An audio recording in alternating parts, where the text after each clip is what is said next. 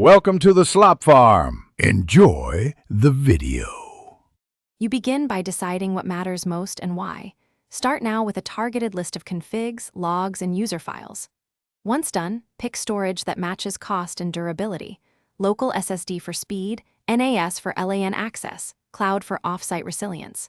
Make sure to set a retention policy like 30, 90, and 365 days so you only keep what's needed.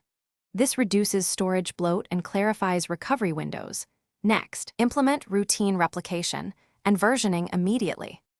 You now automate the actual copying process because manual saves fail. Set a schedule, hourly for critical DBs, daily for app data, weekly for archives, and use incremental backups with periodic full snapshots to cut bandwidth and storage use. Once configured, enable replication across at least 2 independent locations to guard against single-site failure. Make sure to encrypt both in transit and at rest. This protects privacy and compliance. Finally, test restores regularly, so you know the backups work when needed. You finish by validating that your system actually recovers data, because backups that can't be restored are useless.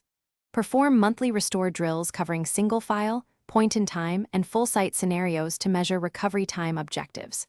Once done, add monitoring and alerts for failed jobs, size anomalies, and latency so you catch issues early. If something goes wrong, check backup logs, verify storage permissions and connectivity, then rerun failed jobs. This structured troubleshooting saves hours during real incidents. Thanks for watching. Consider subscribing if we helped you today.